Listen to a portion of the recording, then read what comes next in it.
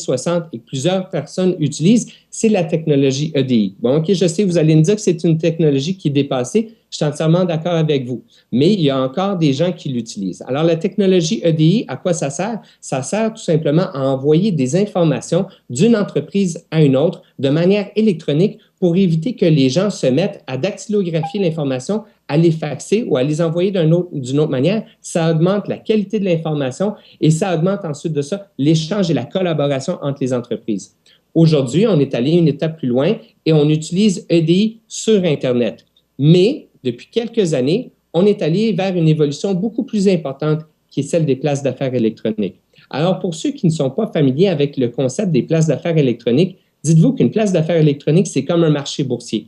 Il y a plusieurs acheteurs qui viennent d'un côté, il y a plusieurs vendeurs qui viennent de l'autre et les gens se réunissent dans le but de faire des échanges. Dans le but de faire des échanges, de la collaboration, échanger de l'information et acheter et vendre des biens. Il y a deux classifications importantes en termes de places d'affaires électroniques que les PME peuvent utiliser. Il y a des...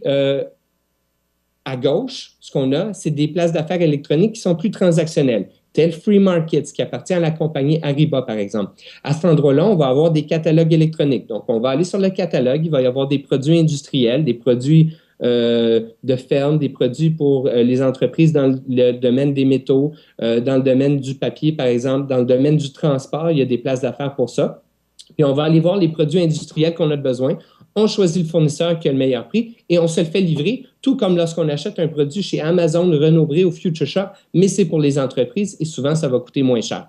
On peut également participer à des appels d'offres, des encans, des échanges. Du côté droit, on a une place d'affaires plus à la LMICA, si on veut, qui est un exemple, où là, on va plus faire de la planification, de la collaboration avec nos partenaires. On peut faire du Collaborative Planning, Forecasting and Replenishment ou du Product Lifecycle Management ou n'importe quel type d'innovation technologique. Bon. Il y a peut-être certaines PME qui se sont faites inviter à participer à des encans inversés sur Internet. Tout le monde comprend le principe d'un encan qu'on appelle encan anglais en termes plus techniques. Ça, c'est par exemple quand quelqu'un dit je vends un produit comme mon crayon ici. Est-ce qu'il y a des gens qui veulent l'acheter? Oui, Maxime, tu veux l'acheter à 1 $. D'accord, Francis, 1,50 $. Madame dans la salle, vous l'achetez à 2 $. Personne dit mieux, on le vend à 2 $. Ça, c'est ce qu'on appelle un encan anglais. Un encan inversé, lui, fonctionne de la manière suivante et c'est souvent le type d'encan qu'on va avoir dans les places d'affaires électroniques et dans les milieux industriels. On a un acheteur qui dit « je veux acheter ce crayon-ci ». Et ensuite de ça, on met une dizaine de fournisseurs dans la salle. En fin de compte, les gens ne sont pas dans la salle, sont éparpillés un peu partout à travers la planète, se connectent par Internet à la place d'affaires électroniques et on dit « je veux acheter ce crayon-là, maximum de 2 $. Qui dit mieux? Premier fournisseur dit « je te le vends à 1,90 $. L'autre fournisseur dit « je te le vends à 1,50 $. L'autre fournisseur dit « je te le vends à 1 $. Et le prix continue à baisser tant et aussi longtemps que personne ne fait de mise pendant 2 minutes. Ça, c'est des choses que j'ai déjà vues et des réalités auxquelles des PME québécoises ont déjà fait face. Voici un exemple d'une place d'affaires électronique dans le domaine des produits chimiques. Elle s'appelle ChemConnect. Il y a d'un côté à gauche des centaines d'acheteurs, d'un côté à droite des centaines de fournisseurs et ces gens-là se rencontrent dans le but d'échanger des biens, des services, des informations. Dans toutes les industries, il y a des places d'affaires pour vous. Que vous soyez dans le domaine aérospatial, des automobiles, de la construction, des produits chimiques, de l'électronique, des excès d'inventaire, dans le domaine des mines et des minéraux, de la machinerie industrielle, de la rénovation, dans le domaine du détail, du transport, de la logistique, de l'énergie, de l'électricité, de la nourriture et j'en passe, il y a des places d'affaires pour vous. Alors, vous pourrez aller voir ce qui se passe là-dessus, peut-être inscrire votre entreprise. Au moins, si quelqu'un cherche vos produits, ils pourront vous contacter. C'est un bon endroit où être disponible de manière industrielle. Oui, vous pouvez être disponible sur Twitter. Oui, vous pouvez être présent sur Facebook. Mais est-ce que vos clients sont à cet endroit-là? C'est à vous de vous poser la question, voir où sont vos clients. Parmi les entreprises qui performent le mieux en termes d'achat, pour votre information, ce sont elles qui intègrent ces systèmes-là à leurs données internes.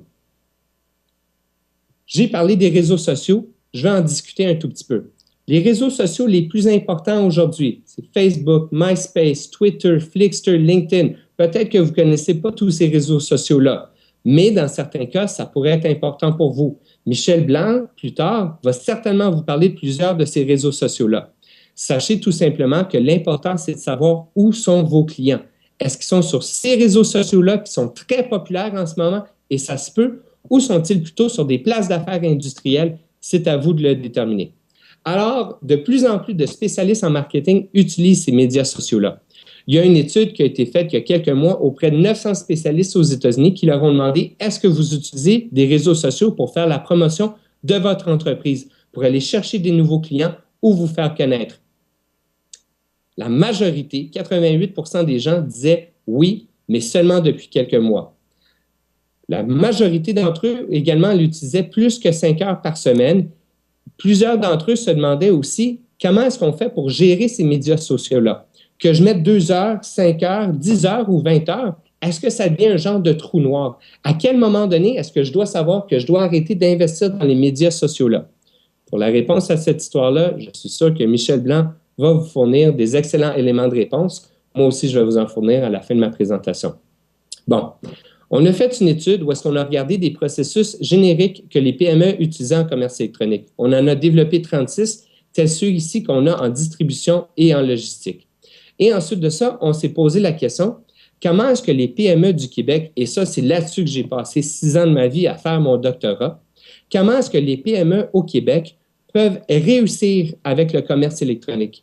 Eh bien, premièrement, face à toutes ces technologies qui existent, parce qu'il y en a plusieurs, il y a les places d'affaires électroniques, il y a les médias sociaux, il y a les encans inversés, il y a Facebook, il y a Twitter, il y a toutes sortes de choses, il y a l'EDI, il y a le site Web. Comment est-ce qu'on fait pour savoir quelle technologie utiliser? Eh bien, l'important, c'est de comprendre les grandes tendances. Alors, on a sondé 154 PME qui utilisaient du commerce électronique dans le domaine manufacturier. Et on a évalué si les entreprises étaient au stade 0, c'est-à-dire qu'elles ne faisaient pas de commerce électronique, mais qu'elles voulaient en faire. Au stade 1, où elles faisaient du commerce électronique vraiment de base, faire des recherches sur Internet, chercher de l'information, chercher des partenaires. Stade 2, commencer à faire des transactions électroniques. Stade 3, des transactions plus complexes. Ou stade 4, un stade beaucoup plus avancé, faire de la collaboration électronique. Et ce qu'on a réalisé, c'est qu'essentiellement, il y avait 3 groupes d'entreprises. Les entreprises qui ne faisaient pas de commerce électronique étaient très optimistes et voulaient en faire beaucoup. Celles qui en faisaient déjà voyaient beaucoup de bénéfices et voulaient continuer d'en faire encore plus, mais de manière progressive. Et ceux qui n'en faisaient pas du tout se disaient, je vais prendre une approche où je vais attendre et voir comment les autres se positionnent pour voir quels sont les avantages. Toutes les entreprises voulaient en faire de plus en plus de manière graduelle, sauf certaines, et ces certaines-là, on les a rencontrées.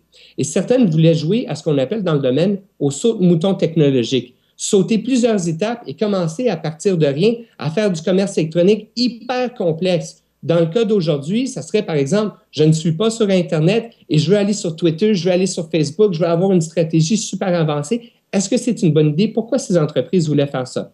Dans plusieurs des cas, elles voulaient le faire parce que les outils disponibles le permettaient.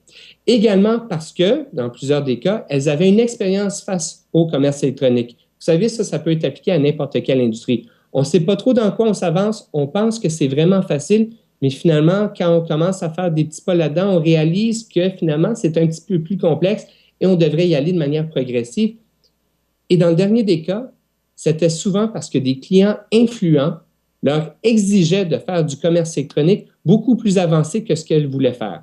Et on a poussé la recherche plus loin et on a rencontré ces PME-là. Et dans plusieurs des cas, elles se sentaient un peu coincées où est-ce qu'elles se disaient, bon, j'ai un client qui est influent, il représente peut-être 50 ou 25 de mon chiffre d'affaires et il veut absolument que j'intègre tous mes produits dans son catalogue électronique, il veut que je passe par une place d'affaires électronique, il veut que je me branche à sa banque. Ça ne me tente pas. Ça coûte beaucoup d'argent. Puis j'ai plein de clients qui me demandent la même chose, mais si je ne le fais pas, j'ai le couteau à la gorge, j'ai l'impression d'être pris.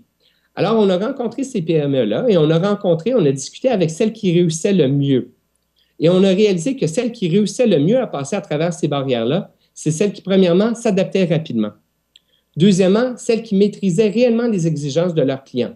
Alors, si vous vous dites, je vais aller sur Facebook, je vais aller sur Twitter, demandez-vous, est-ce que c'est réellement ce que mon client veut que je fasse? C'est également les entreprises, dans le cas des encans inversés, qui calculaient bien leur marge de profit et qui se fixaient une barrière psychologique pour se dire, je ne vais pas aller en delà d'un certain taux de profit Parce que quand on est pris dans un encan, il y a de l'adrénaline, puis c'est très facile de dire, ah, je vais aller un petit peu plus bas.